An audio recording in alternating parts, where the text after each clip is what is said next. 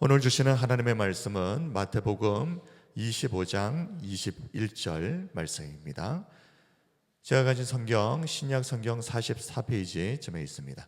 마태복음 25장 21절 말씀 우리 다 찾으시고 함께 한 목소리로 말씀 봉독합니다. 시작. 그 주인이 이르되 잘하였도다 착하고 충성된 종아, 내가 적은 일에 충성하였음에 내가 많은 것을 내게 맡기리니 내 주인의 즐거움에 참여할지어다 하고. 아멘. 오늘은 충성된 종에게 주시는 은혜라는 제목으로 하나님의 말씀을 전하도록 하겠습니다. 우리 말씀 제목 한번 따라하겠습니다. 충성된 종에게 주시는 은혜. 네, 제목 그대로 오늘 전할 말씀의 주제는 충성입니다. 고린도전서 4장 2절 말씀을 보면 그리고 맡은 자들에게 구할 것은 충성이니라. 바울은 맡은 자들, 하나님께서 어떤 일을 맡기신 자들에게 구해야 될 것은 바로 충성이다. 근데 오늘은 충성이 무엇이냐 이것을 살펴볼 것이 아니라 집중적으로 충성이 어디에서부터 나오는가에 대해서 집중적으로 살펴보려고 합니다. 충성은 어디에서 나오는가? 충성이라고 하는 이 단어의 원어를 살펴보면 히브리어로 에무나 그리고 헬라어로 피스티스입니다. 이 두 단어의 공통점이 있는데요, 히브리어와 헬라어 이 두 단어 둘 다 충성이라고 번역이 되어 있는데 그 안의 의미 가운데는 신뢰라고 하는 의미가 담겨져 있다 하는 공통점이 있습니다. 자, 이것을 통해서 우리는 충성이 어디에서부터 나오는지를 알 수 있습니다. 충성은 우리가 믿는 하나님에 대한 전적인 신뢰에서부터 나오는 것입니다. 충성은 우리가 믿는 대상인 하나님에 대한 전적인 신뢰가 있을 때에만 나올 수 있습니다. 신뢰하지 못하는 대상을 위해서 누가 충성할 수 있겠습니까? 만약 신뢰할 수 없는 상관이 불법적이고 불합리한 명령을 내렸는데 어쩔 수 없이 그 명령에 복종하고 충성해야 한다면 얼마나 고통스럽고 힘든 일이겠습니까? 그러나 반대로 어떤 경우에도 믿고 신뢰할 수 있는 상관이 내린 명령이라면 이야기가 달라집니다. 이 명령에 복종하고 충성하는 것 그 자체가 큰 자부심이자 명예이자 기쁨이 되지 않겠습니까? 그러므로 우리가 충성에 대해서 논하기 위해서는 반드시 충성해야 할 대상이 정말 믿고 신뢰할 수 있는 대상인가부터 분명한 결론이 내려져야 하는 것입니다. 성경은 하나님이 우리가 전적으로 신뢰할 수 있는 분이다 하고 증언하고 있습니다. 민수기 23장 19절 말씀을 보면 발람 같은 이런 불의한 거짓 선지자도 하나님이 어떤 분이신가에 대해서 이렇게 고백합니다. 결코 거짓말하지 않으신 분, 말씀하신 바를 반드시 행하시는 신실하신 하나님. 한번 말씀을 보겠습니다. 하나님은 사람이 아니시니 거짓말을 하지 않으시고, 사람은 거짓말을 한다는 말이죠. 그런데 하나님은 사람이 아니시기 때문에 거짓말을 하실 수가 없다. 인생이 아니시니 후회가 없으시도다. 어찌 그 말씀하신 바를 행하지 않으시며 하신 말씀을 실행하지 않으시랴. 바울도 히브리서 13장 8절에서 이렇게 고백합니다. 예수 그리스도는 어제나 오늘이라 영원토록 동일하시니라. 사람은 이리 변하고 저리 변하지만 예수님은 어제나 오늘이나 영원토록 동일하신 똑같으신 분이시다. 예수님은 상황에 따라 바뀌시는 분이 아닙니다. 영원토록 동일하신 하나님이십니다. 그래서 우리가 주님을 믿고 신뢰할 수 있는 것입니다. 사랑하는 성도 여러분, 우리 주님은 어떤 경우에도 신뢰하고 믿고 따를 수 있는 신실하신 하나님이신 것을 믿으십니까?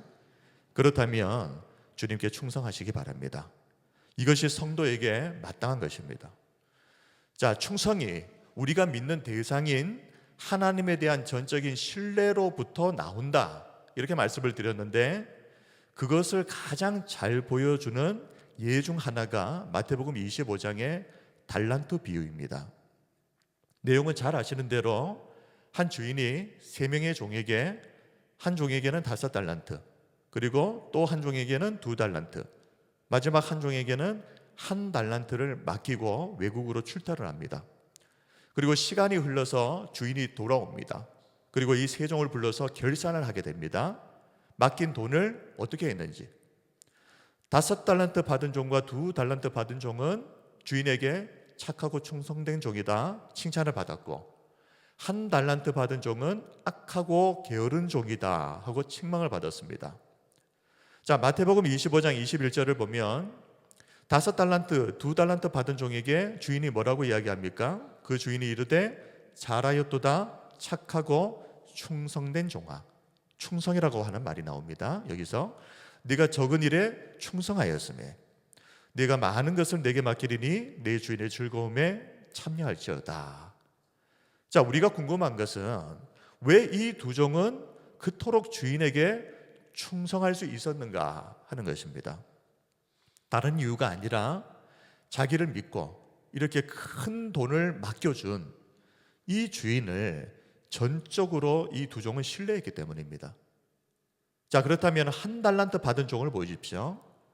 이 1달란트 받은 종은 주인이 맡겨준 그 1달란트를 땅에 파묻어 버립니다.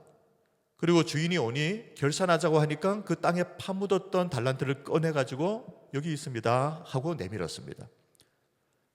자, 이 종은 왜 주인에게 충성하지 않고 악하고 게으른 종이 되었던 것이겠습니까? 이 종은 주인을 신뢰하지 않았기 때문에 그렇습니다. 신뢰하지 않으니 충성할 이유도 없었던 것입니다. 종이 주인을 평소 어떤 사람으로 생각했는가? 마태복음 25장 24절 25절을 보면 아주 분명하게 나타나 있습니다. 1달란트 받았던 자는 와서 이르되 자, 주인이여, 주인에 대해서 뭐라고 이야기하는가 보십시오. 당신은 굳은 사람이라. 자, 굳은 사람이라고 하는 것은 헬라어로 스크레로스, 박정하다, 포악하다, 거칠다. 주인을 이렇게 생각한 겁니다. 이 종은 자기가 섬기는 종을 박정하고 포악하고 아주 거친 악한 사람, 그렇게 생각을 했습니다. 자, 그리고 두 번째로 심지 않은 데서 거두고 해치지 않은 데서 모으는 줄을 내가 알았으므로. 제가 안답니다. 어떻게 알고 있습니까? 주인을 아주 불의한 사람, 심지 않았으면 거둘 생각을 하지 말아야죠. 그런데 이 종이 생각할 때 이 주인은 심지도 않아 놓고 거두려고 하는 불의한 방법을 통해서 착취를 해서든 수단과 방법을 가리지 않고 자기가 원하는 것을 다 이루려고 하는 그런 악한 사람, 그런 사람이라는 것을 내가 알았다 이렇게 말하지 않습니까? 자, 이 대목을 통해서 우리는 이 종이 왜 주인에게 충성하지 않았는가? 그 이유가 주인을 신뢰하지 않았던 것입니다. 주인을 굳은 사람, 불의한 사람이라고 생각을 하는데 오히려 자신의 노동력을 불의하게 착취해서 그런 불의한 이익을 취하려고 하는 파렴치한 사람이라고 생각을 하는데 이 종이 어떻게 주인에게 충성할 수 있겠습니까? 그렇습니다.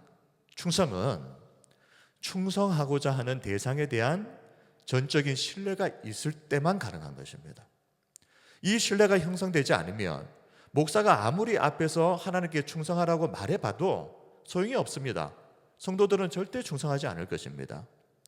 그런 점에서 교회는 물론 성도들에게 하나님께 충성해야 한다 하는 이 말씀을 전해야 합니다. 그것을 전하지 말자는 말이 아니라 거기에서 그치면 안 된다 하는 말씀을 드리고 싶은 겁니다. 하나님께 충성해야 한다는 말씀을 전해야 하지만 거기에 더해서 무엇을 반드시 전해야 하는가? 우리가 믿는 하나님이 얼마나 믿을 만한 분인지, 얼마나 신뢰할 만한 분이신지를 제대로 깨닫게 해줘야 된다는 것입니다. 그것만 깨달을 수 있다면 성도들 가운데 누가 하나님 앞에 충성하지 않겠습니까? 우리가 잊지 말아야 할 것 중에 하나는 이 충성은 예수님을 믿는 진짜 참된 그리스도인이라면 반드시 갖추어야 할 성령의 열매다 하는 것입니다. 갈라디아서 5장 22절, 23절을 보면 성령의 9가지 열매에 대해서 소개합니다. 우리 같이 한번 읽겠습니다. 시작. 오직 성령의 열매는 사랑과 희락과 화평과 오래 참음과 자비와 양성과 충성과 온유와 절제니 이 같은 것을 금지할 법이 없느니라. 성령의 9가지 열매가 무엇을 말하는 것이겠습니까? 참된 그리스도인이라면 반드시 갖추어야 할 그리스도인의 성품입니다. 그런데 그 성품 가운데 하나가 충성이다.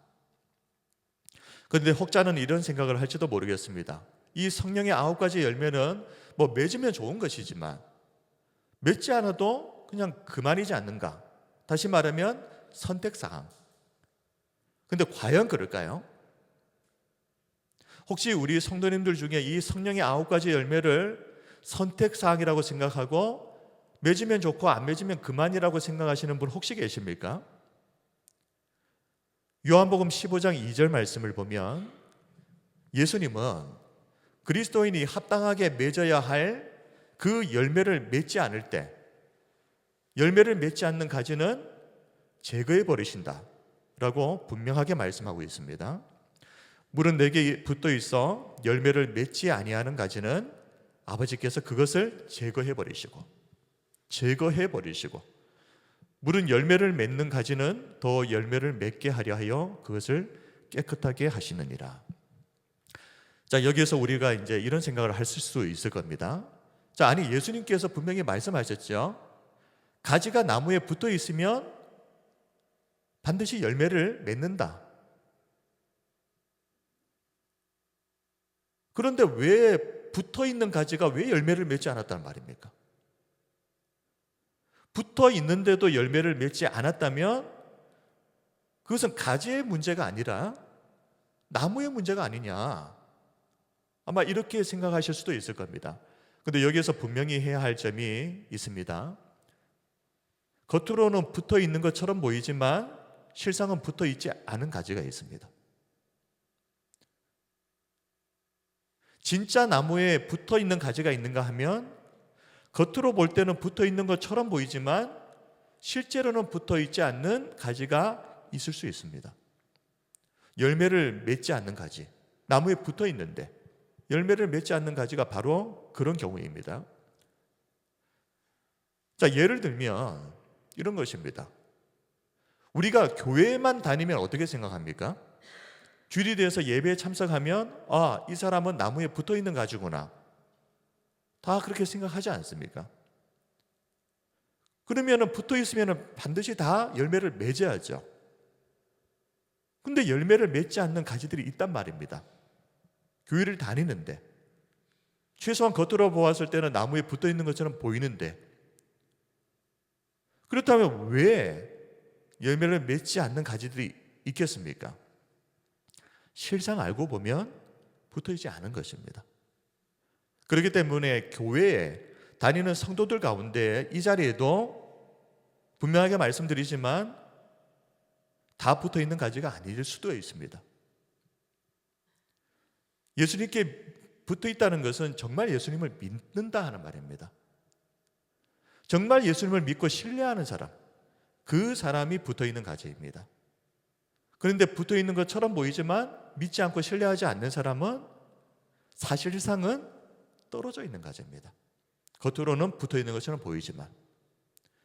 그러면 자, 이 가지가 나무에 딱 붙어 있는 이유가 무엇이겠습니까? 이 나무를 신뢰하는 것입니다. 마찬가지로 성도가 하나님을 만약 신뢰하지 않는다면 겉으로는 종교 생활을 할 수 있을지 모르지만 이 사람에게서는 절대 성령의 9가지 열매가 나올 수가 없습니다. 그리고 그 중에 하나가 뭐라는 말입니까? 충성. 하나님을 믿지도 않고 신뢰하지도 않고 그저 종교 생활을 하는 사람에게서 충성을 볼 수가 없는 이유가 바로 여기에 있는 겁니다. 이 말씀을 통해서도 우리는 충성은 어디에서부터 나오는가? 하나님에 대한 전적인 신뢰가 있을 때만 나오는 것입니다. 성도들이 충성이라는 성령의 열매를 맺어야 하는 또 한 가지 이유는 이 충성을 성도들이 열매로 맺어야 하나님의 마음을 시원케 하실 수 있기 때문에 그렇습니다. 잠언 25장 13절에 충성된 자자는 그를 보낸 이에게 마치 추수하는 날의 얼음 냉수 같아서 능히 그 주인의 마음을 시원하게 하느니라 그랬습니다. 주인의 마음을 시원케 하는 사람은 바로 충성된 사자. 자, 이스라엘은 봄 추수 그리고 가을 추수 1년에 2번 추수를 합니다. 봄 추수 때는 보리와 밀을 추수하는데요, 이때 건기입니다. 비가 거의 내리지 않습니다. 그러면 가을 추수는 어떠냐? 이때는 과일과 올리브를 추수합니다. 이때도 덥고 건조한 날씨가 계속 이어집니다. 자, 날씨 덥고 건조하고 이런 날씨에 추수를 한다고 한번 생각을 해보십시오. 육체적으로도 얼마나 힘이 들겠습니까? 그런데 그때 땀 흘려서 수고하면서 추수하고 있는 일꾼들에게 자, 시원한 냉수를 한 그릇 갖다 준다고 생각해 보십시오. 근데 그냥 냉수도 아니고 얼음 냉수. 그것은 그냥 단순히 한 그릇이 아니죠. 그 한 그릇에 불과한 시원한 얼음 냉수를 마시는 순간 피로가 해소가 되고 새 힘을 공급받게 됩니다. 그만큼 하나님께 충성된 사자는, 충성의 열매를 맺는 성도는 이처럼 하나님께 그냥 단순한 한 그릇의 냉수가 아니라 주인의 마음을 시원케 하는 시원한 얼음 냉수의 의미를 가진다는 것입니다. 자, 성경을 읽어보시면 이처럼 주인의 마음을 시원케 했던 충성스러운 사람들에 관한 이야기가 나옵니다. 그 중에 한 이야기를 소개해 드린다면 다윗의 부하들을 소개해 드리고 싶습니다. 사무엘하 23장을 보시게 되면 그때 당시 다윗의 군대와 블레셋이 대치를 하고 있었습니다. 다윗의 군대는 산성에 진을 치고 있었고 블레셋의 군대는 베들레헴에 진을 치고 있었습니다. 자, 우리 성도님들 다 아시겠지만 베들레헴은 다윗의 고향입니다. 베들레헴에는 그 베들레헴 성문 곁에 우물 하나가 있었는데 이 우물에서 깨끗하고 시원한 물이 이렇게 솟아났습니다. 자, 이제 다윗이 블레셋과 싸우기 위해서 진을 치고 대치하고 있는데 바로 앞에 어디가 있습니까? 다윗의 고향인 베들레헴이 딱 있는 겁니다. 그 베들레헴을 보고 있으니까요, 무슨 생각이 났는가 하면 어렸을 때 뛰어놀면서 목이 마르면 길어 먹었던 그 베들레헴 성문 곁에 있는 그 시원한 물, 우물물이 생각이 났던 겁니다. 그래서 그냥 혼잣말로 베들레헴 성문 곁에 있는 이 우물에서 이 물을 좀 떠다 줄 사람이 누가 있을까 하고 그냥 한마디 한 겁니다. 그냥 혼잣말로. 옛날 생각이 났겠죠. 사무엘하 23장 15절에 다윗이 소원하여 이르되 베들레헴 성문 곁 우물물을 누가 내게 마시게 할까? 그런데 이 말을 주변에 있던 부하들이 들은 겁니다. 근데 그 중에 다윗의 3명의 용사가 갑자기 목숨을 걸고 블레셋 진영을 돌파해서 들어가는 겁니다. 블레셋 진영에 있었던 그 블레셋 군대는 얼마나 깜짝 놀랐겠습니까? 3명이 칼 들고 갑자기 블레셋 진영을 돌파해서 들어오는데 또 이 얼마나 용맹스러웠던지 막 치고 들어오는 겁니다. 그래서 뭐 하나 봤더니 베들레헴 성문 곁에 있는 우물로 가는 겁니다. 도대체 왜 저러나 보니까요, 갑자기 거기에서 우물물 하나 한 그릇 딱 길더니만 또 도망가네요. 블레셋 군대 입장에서는 이게 무슨 이해할 수 없는 일이 벌어진 겁니다. 그런데 이 세 용사는 다윗의 그 말을 딱 듣고 우리 주군을 위해서 이 우물물을 길어줘야 되겠다. 그리고 목숨을 걸고 그 우물물 한 그릇을 위해서 목숨 걸고 돌파해서 들어가서 그 우물물을 기어코 다윗 앞에 갖고 옵니다. 다윗이 이 목숨을 걸고 길어온 이 우물물을 어떻게 마실 수가 있었겠습니까? 차마 마실 수가 없어서 다윗이 이 우물물을 하나님께 전제물로 부어드립니다. 그런데 이 부하들의 이 충성스러운 행동, 이것을 통해서 다윗이 얼마나 감동했겠습니까? 우물물 마시지 않아도 얼마나 크게 감동했겠습니까? 이처럼 충성된 종은 하나님께 이런 의미입니다. 추수하는 날의 얼음 냉수와 같아서 그 주인의 마음을 시원케 하는 그런 사람들이 누구냐? 충성된 사람이더라. 하나님의 말씀이라면 그렇게 목숨까지 거는 그런 충성된 사람들이 하나님의 마음을 그렇게 시원케 하는 사람이더라. 그런데 우리 교회는 아니지만 안타깝게도 오늘날 이렇게 하나님의 마음을 좀 시원케 해드리는 충성된 성도들을 찾아보기가 참 힘든 것이 사실입니다. 우리 성도 여러분, 세상이 교회를 왜 우습게 볼 것 같습니까? 왜 교회를 만만하게 볼 것 같습니까? 교회 안에 하나님을 위해서라면 목숨까지도 바칠 수 있는 그런 충성된 성도들 찾아보기 힘들기 때문에 그렇습니다. 이 성도 안에는 당연히 목사도 포함입니다. 세계의 모든 사람들이 이슬람 극단주의자들을 두려워합니다. 지금도 이슬람 극단주의자들이 세계 곳곳에서 자살 테러를 벌이고 있지 않습니까? 물론 이슬람 주요 교리에는 자살이나 무고한 생명을 살해하는 일을 명백하게 금지하고 있다 이렇게 이야기를 하지만, 그런데 왜 이슬람 극단주의자들은 자기 목숨까지 걸고 자살 테러에 동참하는 것이겠습니까? 자살 테러를 하는 사람들을 한번 보시면요, 나이도 젊은 사람들이 대부분입니다. 이들은 이제 순교자, 사이드라고 하는데요, 이 순교자는 믿음을 위해서 죽은 사람으로 인정되어서 천국에 가서 높은 지위를 보상받는다, 이렇게 코란에서 가르칩니다. 자살 테러를 하는 순간 이 사람은 순교자가 되는 겁니다. 샤히드가 되는 겁니다. 그래서 바로 천국으로 직행한다, 이렇게 배웁니다. 그러면 순교자의 그러면 남의 가족들은요, 자동적으로 천국의 혜택을 받습니다. 그리고 공동체 내에서 영웅적인 인물로 추앙받게 되는데요. 그런데 또 다른 보상 중에 하나가, 이게 코란에 진짜 나오는 것인지는 모르겠지만, 순교를 하면, 이렇게 자살 테러를 하면 천국에 가서 72명의 부인을 상으로 받는다. 이게 복인지 모르겠습니다. 근데 중요한 것은 어떤 이유든 이렇게 자기 종교를 위해서 자기 생명까지도 갖다 바치는 이슬람 극단주의자들을 사람들이 두려워한다는 것입니다. 주전 300년 전에 알렉산더 대왕은 적은 숫자의 군대를 이끌고 난공불락의 성을 정복하기 위해서 원정을 떠납니다. 알렉산더는 성벽 밖에 서서 큰 소리로 영주에게 항복하라 하고 명령했습니다. 그런데 그때 성주는 비웃으면서 우리 숫자가 너희들보다 훨씬 많다. 근데 왜 우리가 항복하느냐? 그러면서 조롱을 합니다. 그때 알렉산더는 당신들이 왜 항복해야 하는지 똑똑히 보여주겠다. 그리고 나서 군사들을 한 줄로 세웁니다.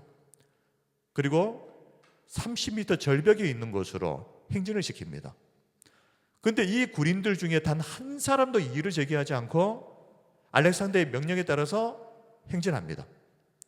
그리고 그 절벽 밑으로 한 사람, 두 사람, 세 사람 계속 떨어져서 죽는 겁니다. 10명 정도 떨어져서 죽었을 때 알렉산더 대왕이 행진을 멈추게 하고 다시 영주에게 가서 항복하라.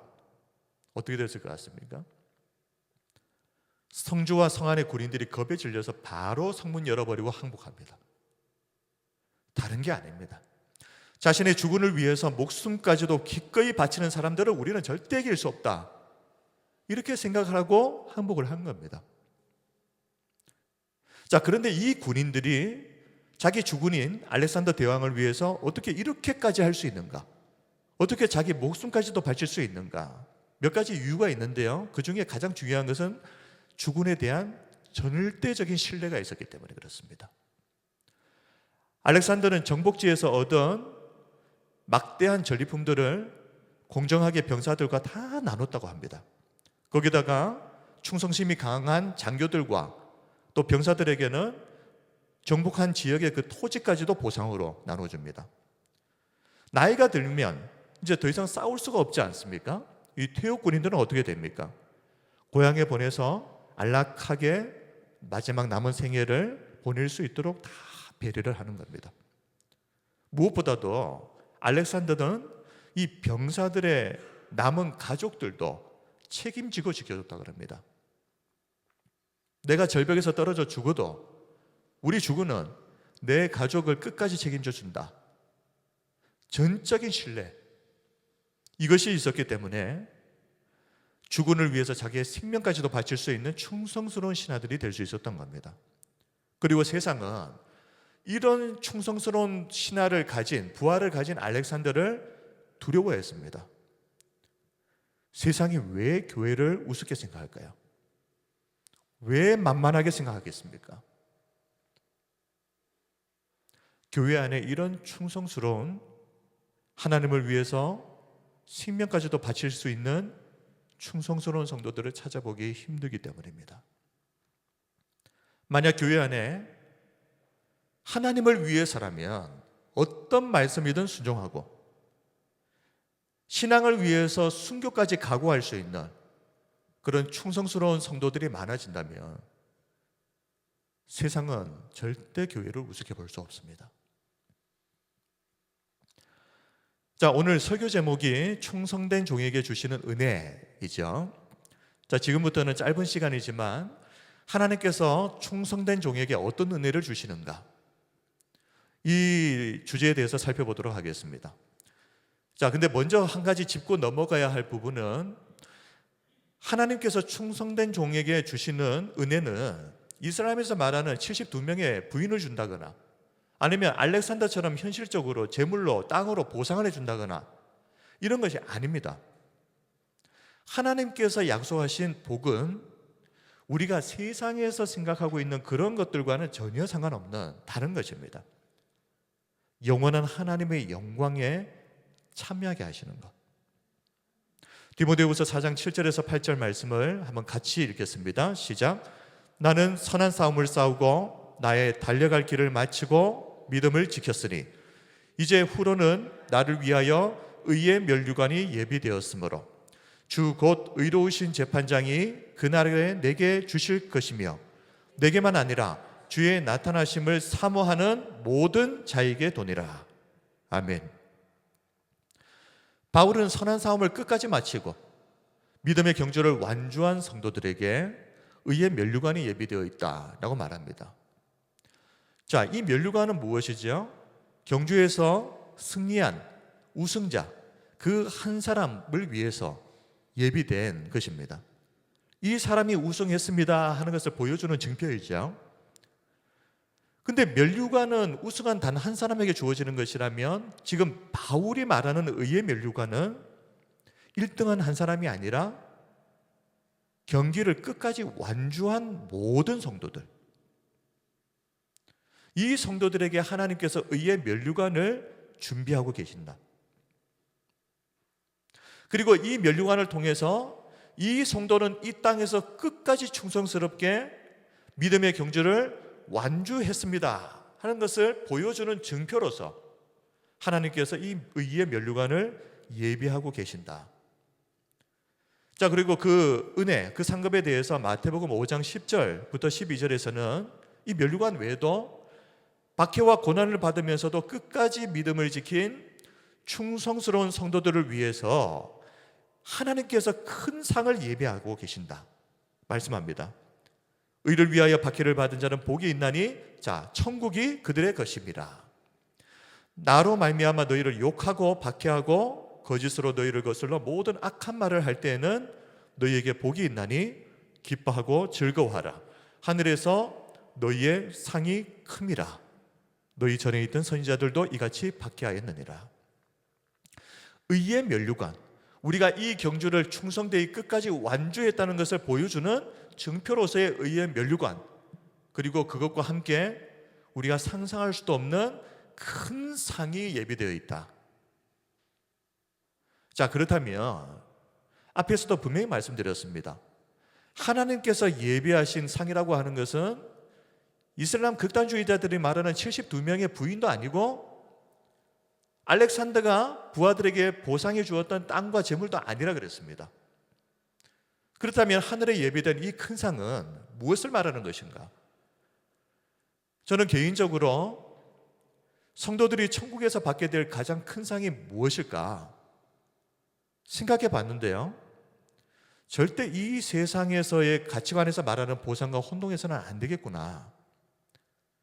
자, 이 땅에서 주를 위해 충성한 성도에게 천국에 가면 더 넓은 집을 주신다. 큰 차를 주신다. 금은 보석을 상으로 주신다. 이렇게 생각한다면 이것은 대단히 큰 착각이고 오해입니다. 성경 어디에도 그런 말씀 없습니다. 그 옛날에 그 부흥사들이 이상한 말을 했던 것이 와전이 된 것입니다. 천국에 가서 금은 보석이 무슨 의미가 있습니까? 요한계시록을 보면 이런 것들은 그냥 천국에 집 짓는 건축 재료입니다. 한번 볼까요? 계시록 21장 18절에서 21절. 그 성곽은 벼곡으로 쌓였고, 성곽 재료입니다. 벼곡. 그 성은 정금인데 맑은 유리 같더라. 정금, 성 재료입니다. 그 성의 성곽의 기초석은 각색 보석으로 꾸몄는데, 자, 성곽의 기초석.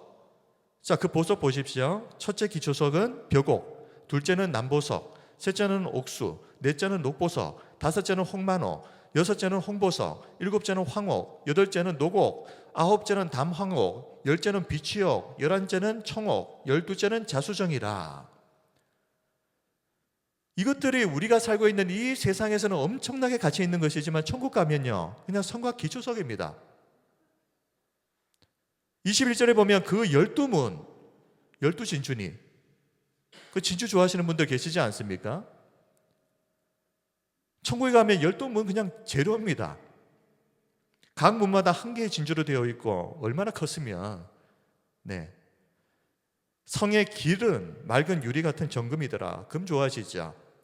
금 들고 천국 가보십시오. 성의 길, 오늘날로 치면 도로 아스팔트 재료입니다. 그러므로 천국에서의 상급은 이 세상에서 생각하는 그런 보상이 아닙니다. 진짜 상급이 무엇이겠습니까? 이것이 결론입니다. 하나님의 영광인데요. 그런데 똑같은 영광이면 상급이 될 수 없죠. 그럼 무슨 차이가 있느냐? 하나님의 영광과 가장 가까운 곳에 거하는 영광을 누리는 것입니다.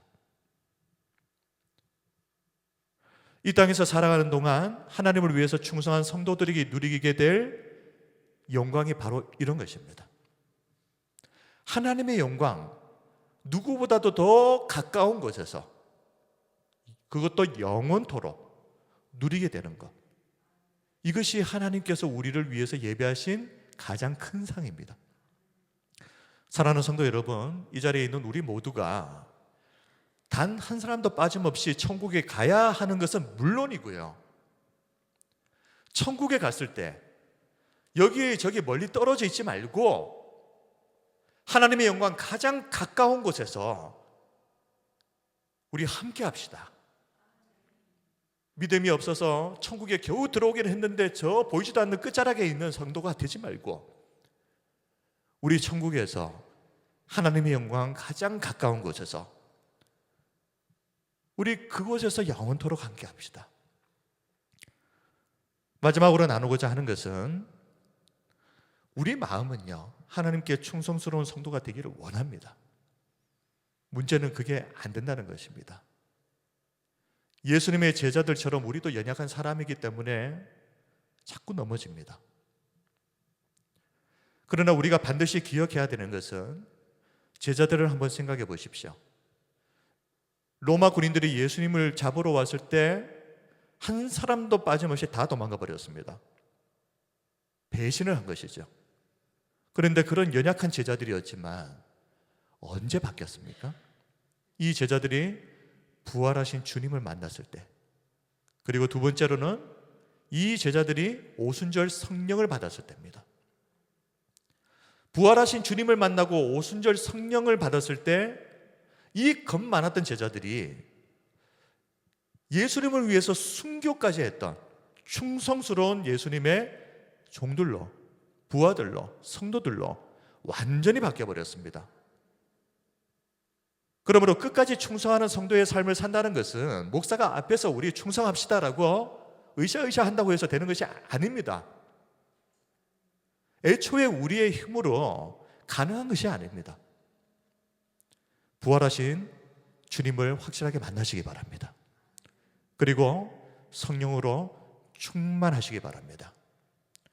그래야 우리가 하나님이 주시는 이 힘으로 끝까지 하나님께 충성된 삶을 살다가 천국에 입성하게 될 것입니다. 예전에 우리 교회 우리 집사님들에게 물어본 적이 있습니다. 집사님 8년 동안이나 제대로 예배 못 드렸는데 아니 그냥 다른 교회 가시면 되지 왜 끝까지 교회 지켰습니까? 답변이 너무 간단하고 명료해서 놀랐습니다. 하나님께서 가라고 하지 않으셨어요. 그 말을 듣고 분명히 깨달은 것이 있습니다. 하나님께서 가라고 하지 않으시면 가지 않는 것, 하나님께서 가라고 하시면 무슨 일이 있어도 가는 것, 이것이 충성이구나. 무슨 다른 설명이 필요하겠습니까? 사랑하는 우리 창원 삼육교회 성도 여러분, 끝까지 하나님 앞에 우리 모두 충성스러운 성도가 됩시다. 지난번 설교에서 한번 잠시 소개해드린 적이 있는데요. 순회선교단의 김용희 선교사님, 그 자녀들이 다 선교사로 나가 있습니다. 근데 이제 선교사님 생일을 맞아서 이제 가족들이 다 모이게 됐습니다. 오랜만에. 그런데 아프리카에서도 가장 가난한 나라였던 기니비사우에서 선교하는 이 아들을 만나러 예전에 한번 이 선교사님이 방문을 했던 것 같습니다. 그런데 그곳에 방문을 해보니 너무 열악한 겁니다. 살이 쏙 빠져가지고 있는 아들을 보면서 하나님께 아니 우리 아까운 우리 아들 그냥 다시 돌려보내주시고 내가 그냥 대신 여기에서 그냥 사역하면 안 됩니까? 선교하면 안 됩니까? 그런 마음이 들 정도로. 그런데 그때 아들과 이제 헤어지면서 쪽지 하나를 줬는데 이 아들이 그 생일날 아버지한테 아버지가 그때 이런 쪽지 남기셨죠 하고 이야기했는데 그 쪽지 내용이 이겁니다. 아들아, 우리 땅 끝에서 죽어 하늘 복판에서 만나자. 우리 옆에 있는 분들과 인사하겠습니다. 우리 땅 끝에서 죽어 하늘 복판에서 만납시다.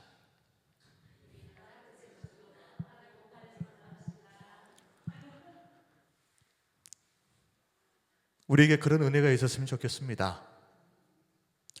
마지막으로 히브리서 10장 23절부터 25절을 한 목소리로 봉독하겠습니다. 시작. 또 약속하신 이는 미쁘시니 우리가 믿는 도리의 소망을 움직이지 말며 굳게 잡고 서로 돌아보아 사랑과 선행을 격려하며 모이기를 피하는 어떤 사람들의 습관과 같이 하지 말고 오직 권하여 그 날이 가까움을 볼수록 더욱 그리하자. 아멘. 우리가 믿는 하나님은 미쁘신 분이십니다. 믿을 수 있는 분, 신뢰할 수 있는 분이십니다.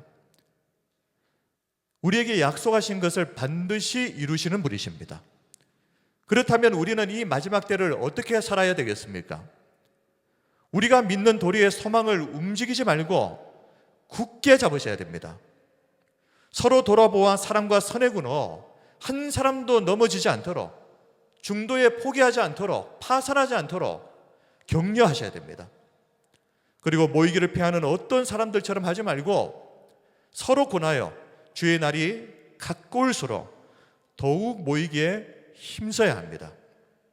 그리하여서 이 자리에 있는 우리 모두가 하나님 앞에 참으로 충성된 성도로 살다가 우리 주님 앞에 섰을 때 너는 착하고 충성된 종이었다. 너에게 더 많은 것을 맡기리라. 그리고 하나님의 영광 가장 가까운 곳에서 영원토록 그 영광 가운데 거하는 그런 충성스러운 삶을 사는 저와 우리 성도님들이 다 되시기를 주님의 이름으로 축원드립니다. 이제 우리 하나님께 찬양 드리고 함께 기도합시다.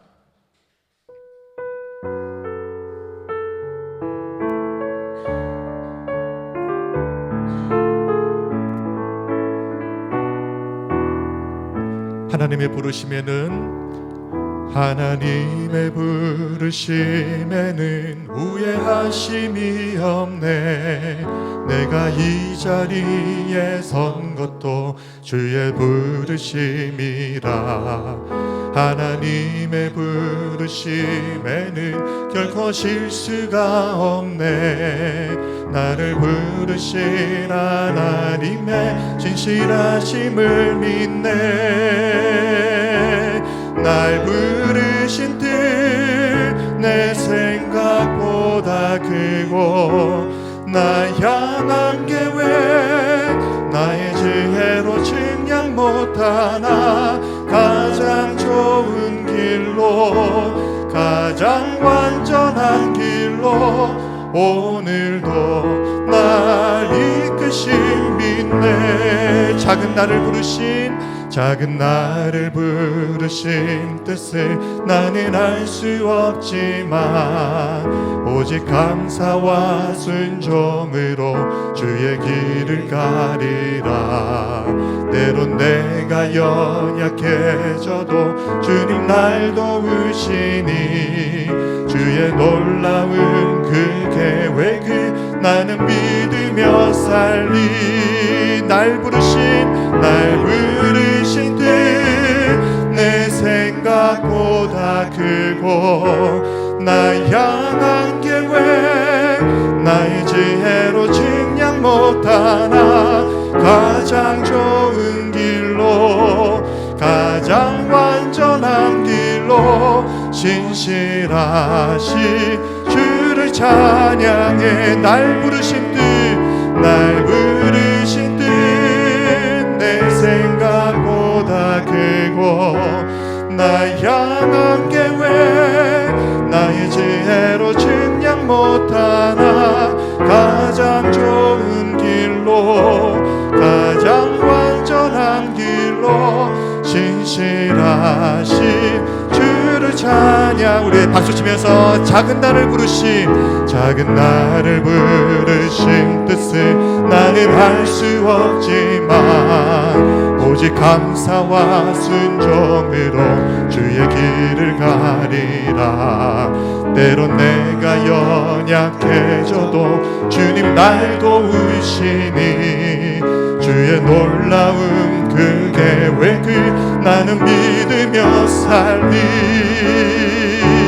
날 부르신 뜻 내 생각보다 크고 나 향한 계획 나의 지혜로 측량 못하나 가장 좋은 길로 가장 완전한 길로 신실하신 주를 찬양해. 날 부르신 뜻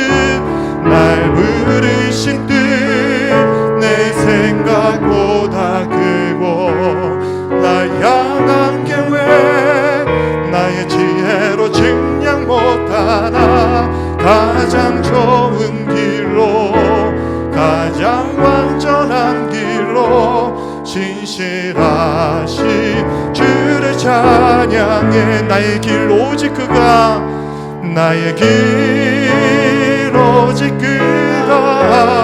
하시나니 나를 단련하신 후에 내가 정금같이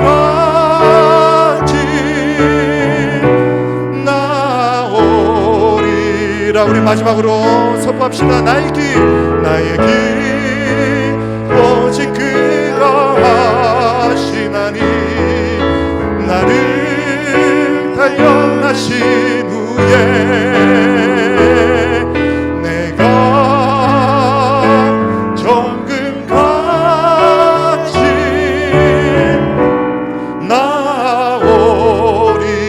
나오리라.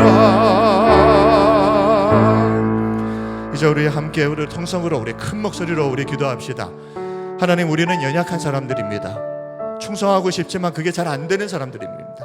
그러나 우리가 부활하신 주님을 인격적으로 만나고 성령으로 충만하여서 한 번뿐인 이 짧은 인생 하나님 앞에 충성되게 살다가 이 땅에서의 삶을 마치고 하늘 복판에서 하나님의 영광 가장 가까운 곳에 우리 함께 영원히 거하게 하여 주옵소서. 하나님 앞에 충성된 삶을 살게 해 주옵소서. 우리 함께 우리 동성으로 기도하겠습니다. 거룩하신 우리 아버지 하나님, 짧은 인생 속히 지나갈 것입니다. 아버지 하나님 앞에 섰을 때에 악하고 게으른 종 되지 않게 하여 주시옵소서. 하나님의 신실하심을 믿고 아버지 하나님 이 땅을 살아가는 동안 충성되게 살다가 하나님 앞에 섰을 때에 너는 참으로 착하고 충성된 종이었노라. 하나님의 영광 가장 가까운 곳에 우리가 영원토록 갈 수 있도록 은혜를 베풀어 주시옵소서. 그라여 우리의 인생이 하나님의 영광 가운데 가는 복된 인생이 되어지기를 간절히 소원합니다. 아버지는 우리의 한 번뿐인 인생을 그렇게 충성되게 살다가 하나님 앞에 기쁨으로 서게 하여 주시옵소서.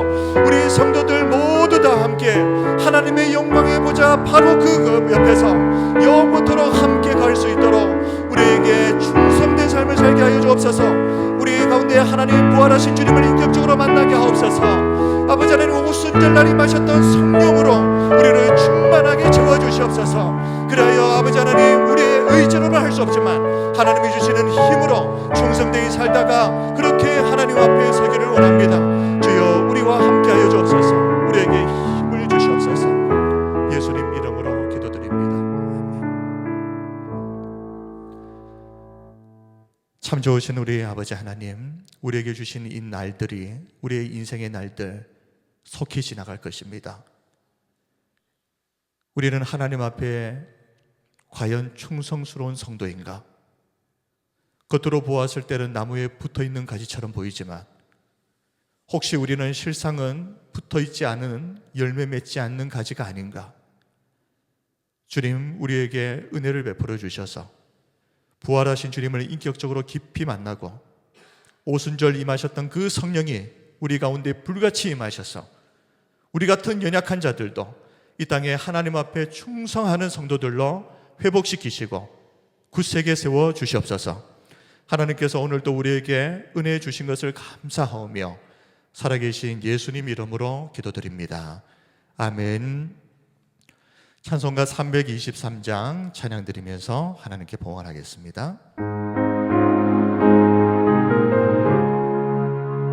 네, 우리 박수 치면서 우리 찬양합시다. 부름 받아 나선 이 몸 어디든지 가오리다. 괴로우나 즐거우나 주만 따라가오리니 어느 누가 막으리까? 죽음인들 막으리까? 어느 누가 막으리까? 죽음인들 막으리까? 아골 골짝 빈들에도 복음 들고 가오리다. 소돔 같은 거리에도 사랑 안고 찾아가서 종의 몸에 지닌 것도 아낌없이 드리리다.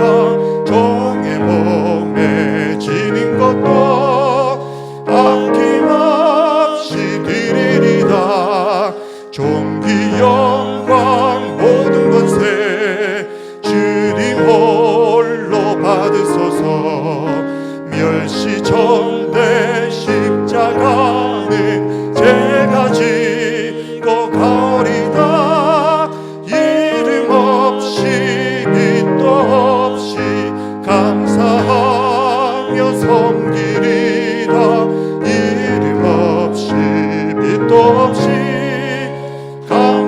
감사하며 섬기리다.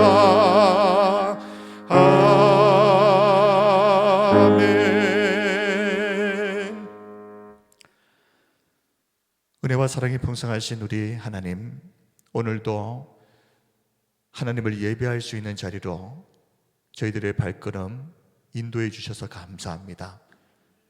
이곳에서 날마다 살아계신 하나님을 배웠고 우리에게 진리의 말씀이 선포되어질 때마다 우리의 삶이 말씀 가운데 교정되어지는 은혜가 있게 하여 주시옵소서. 세상의 가치관에 흔들리는 인생 되지 않게 하여 주옵소서. 날마다 하나님 바라보는 성도의 삶을 살아내게 해 주옵소서.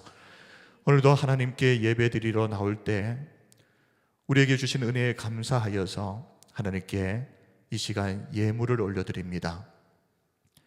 하나님, 비록 작은 예물일지라도 능력 많으신 하나님의 손에 붙들려서 죽은 영혼 살리는 데 쓰여지는 가치 있는 예물 되게 하여 주시옵소서. 교회가 이 땅에 세워진 의미와 목적을 잃어버리지 않게 하옵소서. 하나님이 주신 사명 감당하는 교회 될 수 있도록 필요한 모든 것들을 하나님 풍성하게 채워주실 줄 믿습니다. 우리 성도들 가정에 복을 주옵소서.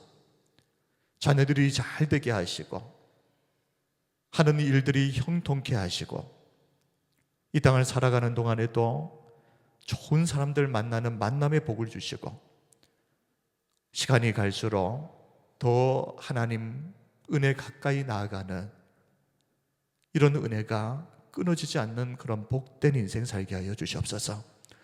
우리 성도들 가운데에 몸과 마음이 연약하여서 질병으로 기도하고 있는 성도들이 있습니다. 하나님 치료의 광선을 발하여 주시고 이 시간 능력의 오른팔로 안수하여 주옵소서. 몸에 있는 모든 질병의 근원들이 깨끗이 고침받고 평생 주님 앞에 건강한 몸으로 주님 주신 사명 잘 감당하며 그렇게 살게 하옵소서. 오늘도 하나님 우리와 함께하여 주심을 감사하오며 살아계신 예수님 이름으로 기도드립니다. 아멘.